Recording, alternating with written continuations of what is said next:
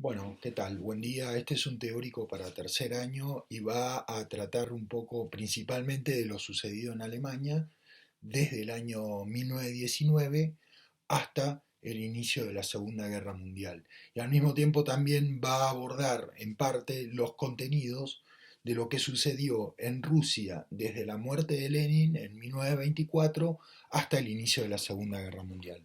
Empezando por Alemania. Bueno, Alemania, como vimos, fue la gran perdedora, no solamente en los hechos, sino que también legalmente, la gran perdedora de la Primera Guerra Mundial, ¿no? Entonces es así como en 1919, con el fin de la guerra, renuncia el Kaiser, o sea, el emperador de Alemania, Guillermo III de Hohenzollern, abdica al trono.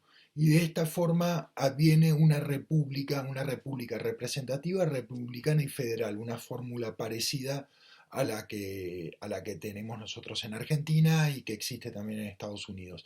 A esta república se la llamó la República de Weimar porque justamente esta constitución republicana, representativa, republicana y federal surgió en la República, en la ciudad de Weimar. Bueno, esta república adoleció desde un principio de una fuerte debilidad frente a las presiones que recibía tanto de izquierda como de derecha. ¿A qué me refiero con izquierda? Bueno, me refiero, por ejemplo, al movimiento comunista que se llamó el movimiento espartaquista durante 1919 en Alemania, ¿no? El de Rosa Luxemburgo, que fue reprimido por fuerzas paramilitares de derecha, encabezadas de exoficiales de la Primera Guerra Mundial, encabezada por Ernest Röhm, que era un jefe policial, digamos, o paramilitar, que tenía como cometido reprimir toda clase de insurgencia de izquierda, ¿no? Bueno, estos grupos, que eran antisistema, por supuesto, tanto la izquierda como la derecha, tenían hackeada a la República desde un primer momento, pero al mismo tiempo no solamente tenía hackeos políticos, sino que también tenía una difícil, muy difícil situación económica, visto que Alemania estaba enormemente endeudada por las cláusulas del mismo Tratado de Versalles. Recuerdan las cláusulas de culpabilidad que al mismo tiempo van a estar también en cierta manera vinculadas a la crisis del 29, ¿no? Así en 1923 hay una mega devaluación de la moneda y un estallido inflacionario que derrumba totalmente monetariamente a Alemania. Bueno, eh, es así como cada vez se condena más a los líderes socialdemócratas que estaban en ese momento en el gobierno, tanto por las circunstancias políticas del Tratado de Versalles, como también, por supuesto, por la circunstancia económica. Al mismo tiempo, la circunstancia política eh, hace ver como que la República o el gobierno socialdemócrata era incapaz de frenar y de contener a estos grupos violentos, que eran tanto de izquierda como de derecha. Entonces estaba muy en discusión la viabilidad del gobierno republicano, ¿no? Bueno, en este contexto súper explosivo, de mucho resentimiento, de mucho recelo, de descontento con la democracia, de descontento con el liberalismo, es que surge, y con descalabro económico, es que va surgiendo la figura de Adolf Hitler. ¿Quién era Adolf Hitler? Adolf Hitler era un cabo excombatiente de la Primera Guerra Mundial, héroe de guerra al mismo tiempo, que por supuesto compartía en general con muchos de los males que se iban dando en Alemania. En principio era un excombatiente que sufrió muchísimo la rendición de Alemania, ¿no? La rendición de Alemania me refiero bueno, sí, en 1919 la rendición. Y después que al mismo tiempo quedó fuertemente humillado por la paz de Versalles y que al mismo tiempo también sufría malestar económico. Hitler era austríaco de las afueras, de las provincias de Austria, y se fue a estudiar Bellas Artes a Viena, ¿no? ¿Qué pasó en Viena? Bueno, en Viena fue rechazado en la escuela de arte, lo cual también aumenta el resentimiento natural en Hitler, un tipo muy sufrido durante toda su vida, pero al mismo tiempo la situación económica lo deja viviendo en la indigencia. Básicamente Hitler dormía abajo de los puentes, ¿eh? Tenía que pedir comida, tenía que pasar hambre, vivía en hogares, bueno, es decir, era una vida muy desgraciada la que vivía esta persona, ¿no? Eh, Adolf Hitler rápidamente se pone a militar junto a Rom, ¿no? Junto a Rom en estos grupos paramilitares de derecha, de excombatientes y de exoficiales que tenían como objetivo combatir al comunismo, ¿no? En una de estas operaciones que armaban estos grupos de derecha, Hitler es enviado a espiar a los miembros del Partido Socialista Obrero, ¿no? El Partido de los Trabajadores, eso es, que era el Partido de los Trabajadores alemán. En esta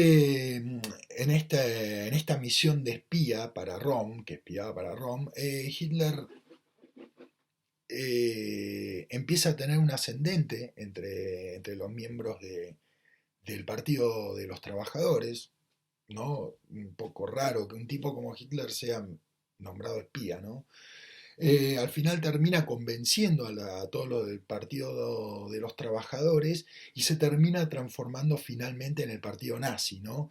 Que va a estar formado por exoficiales, por desocupados, a ver, primero, por exoficiales, recuerden, descontentos con la rendición de Alemania, humillados con la paz de Versalles, ¿eh?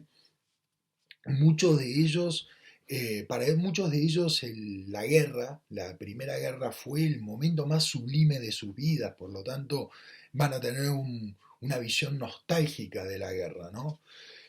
Al mismo tiempo los desocupados que había a montones en Alemania, empezaron a tomar una fuerte bronca y empezaron a vincularse al partido nazi, ¿no? Al mismo tiempo los sectores medios. ¿Qué pasa con los sectores medios? ¿Por qué los sectores medios son el caldo de cultivo del nazismo? Pues los sectores medios estaban perdiendo nivel de vida, ¿eh? Estaban nivelando hacia abajo cada vez más. En cambio, los obreros con las representaciones gremiales y comunistas y demás y su enorme poder de presión, iban mejorando cada vez más su nivel de vida. Entonces, la brecha entre la clase media y la clase obrera en Alemania se iba achicando cada vez más. Y esto creaba, por supuesto, una fuerte bronca y un fuerte resentimiento frente a los obreros comunistas. Bueno, así es como, y también, por último, el partido nazi empezó también a aglutinar a los industriales alemanes, ¿no? Industriales alemanes que se veían amenazados por el comunismo y veían en las fuerzas paramilitares de Rom y del partido nazi, veían la posibilidad de reprimir y de frenar el avance del comunismo en Alemania, ¿no? Bueno, es así como este grupo, si bien era de derecha, era un grupo revolucionario. Lo que proponía era tomar el poder por la fuerza, ¿eh? Y extinguir la república, ¿no? Es decir, era una fuerza revolucionaria que venía a subvertir todo el orden republicano, a cambiar las bases del régimen liberal, ¿no? Bueno, hay un intento en 1923 en Múnich, hay un intento de golpe de Estado, encabezado por Adolf Hitler, en el que participaron Rom, las milicias de Rom, que eran las SA, y también ya aparecieron personas como Göring, ex héroe del comando aéreo durante la Primera Guerra Mundial alemán, comandado por el famoso Barón Rojo, y bueno, y empiezan a aparecer también los otros. ¿Qué sucedió? Bueno, obviamente este golpe de Estado fracasó Hitler fue encarcelado y dentro de la cárcel Hitler escribe el libro Mi lucha. Bueno, si alguno de ustedes alguna vez tuvo la posibilidad de leer Mi lucha, van a ver que se caracteriza por un fuerte antiliberalismo, por un fuerte anticomunismo y por un fuerte antisemitismo. Es decir, básicamente estaba en contra de todo lo que tenga que ver con la ilustración. Y esto tiene que ver con el teórico del derrumbe del liberalismo. ¿A qué me refiero con ilustración? Primero, en mi lucha se va a establecer que lo más importante, el sentimiento más importante no va a ser la razón, va a ser la voluntad. La voluntad va a ser lo que maneja a los hombres y no la razón. En esto se va a oponer tanto a liberales como a comunistas, porque quiérase o no, el comunismo es la otra cara de la moneda de la ilustración, digamos.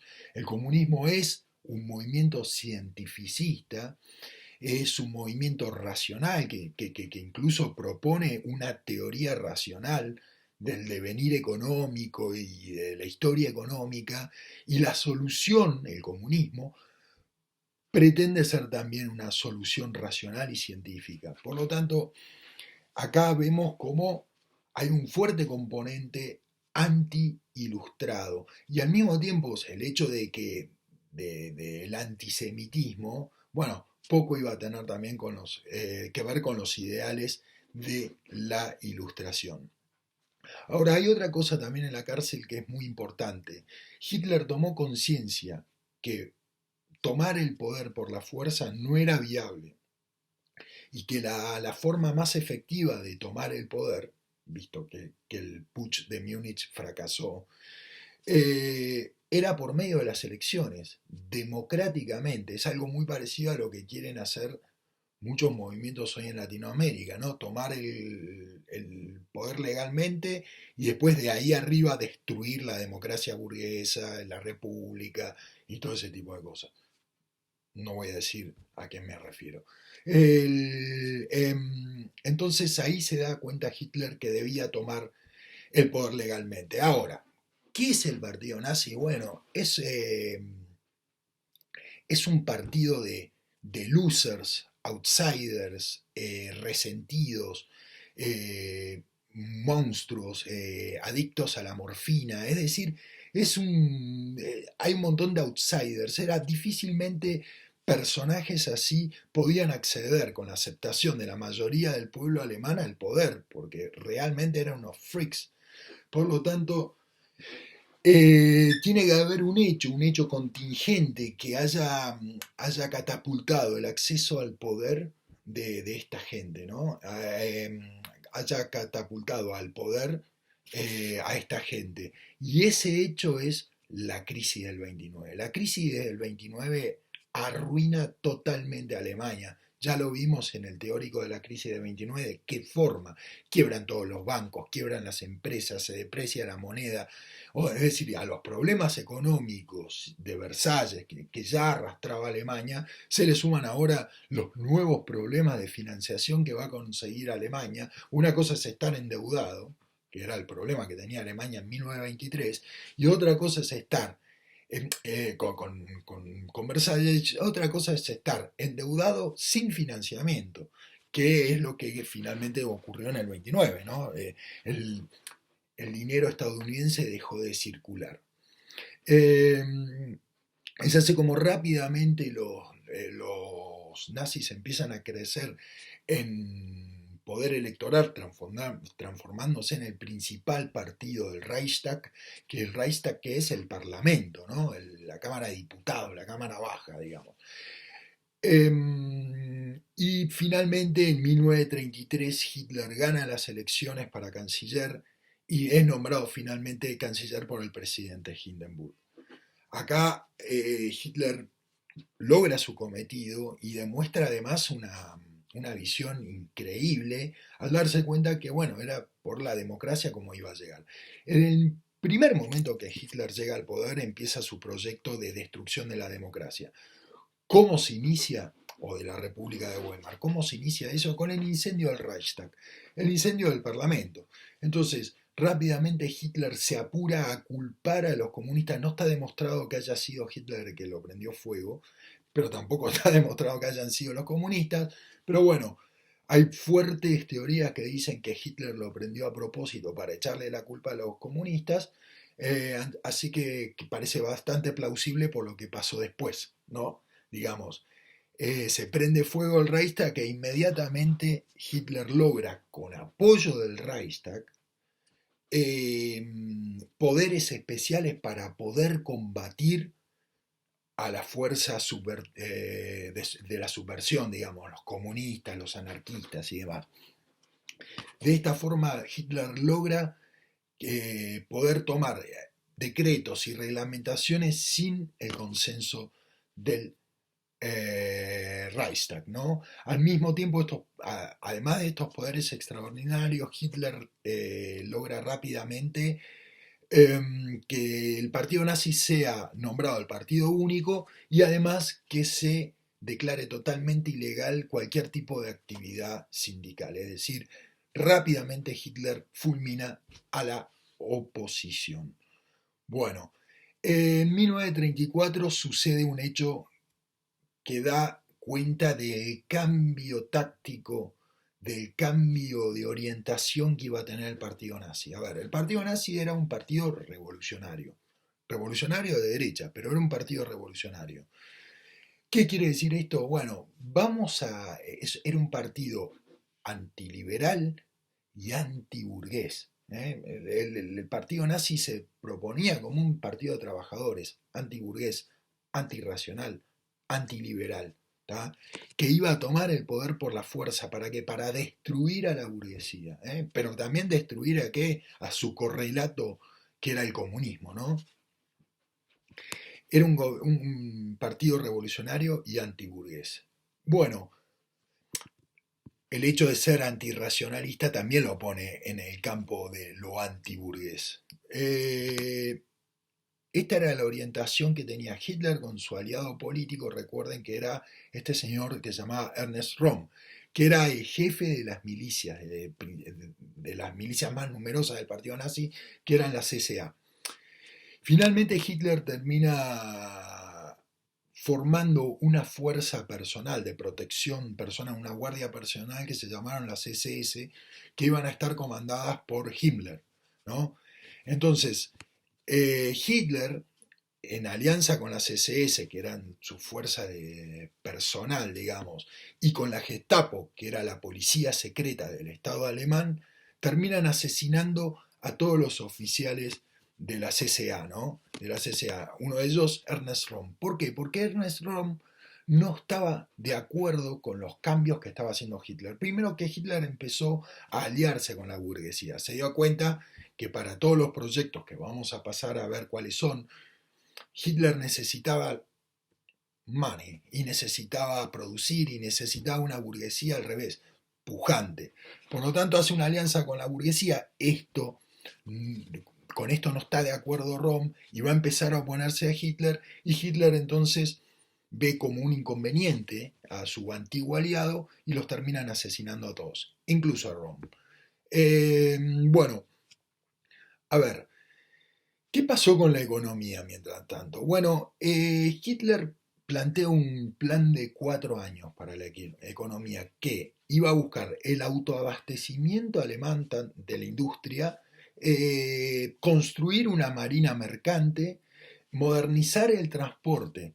Para lograr esto, Hitler debía cortar totalmente con el pago de las deudas de Versalles, porque para esto necesitaba mucho plata. Es así como Hitler decide eliminar los pagos a Versalles y emprender este proceso.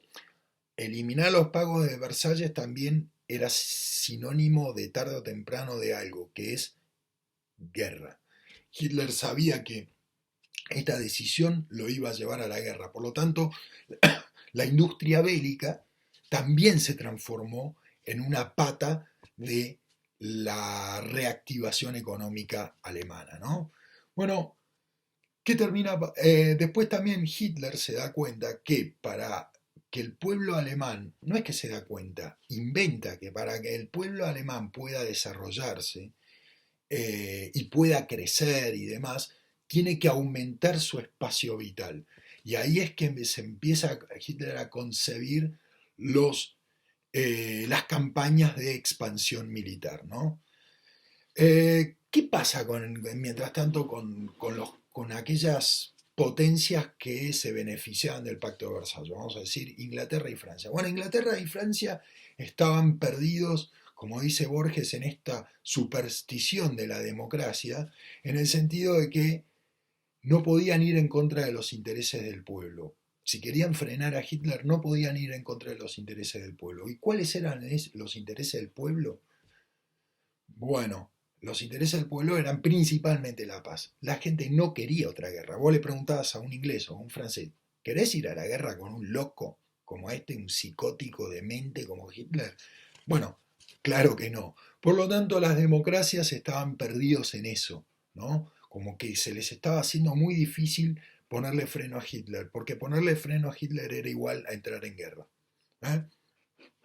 Bueno, eh, finalmente en 1935, ya casi extinguido la República, propiamente dicha, extinguida la República, ya que en 1934 muere el presidente de la nación, Hindenburg, y de esa forma Hitler queda con el cargo de canciller y además lo integra con el cargo de presidente del Estado alemán. Este cargo de presidente del Estado alemán fundido con el de canciller, va a ser el cargo de Führer o caudillo. Bien, bueno, en 1937 Hitler sanciona las leyes de Nuremberg que reduce a los judíos a una población de gueto.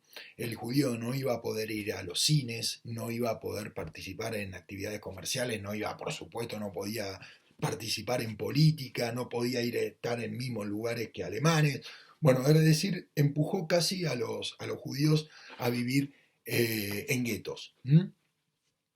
Finalmente, esta política llega a su punto previo a la Segunda Guerra Mundial máximo con la Noche de los Cristales Rotos, que bueno, fue una jornada que las fuerzas de la SS y de la Gestapo salieron a matar un montón de judíos, expropiar judíos y bueno, y un montón de cosas más.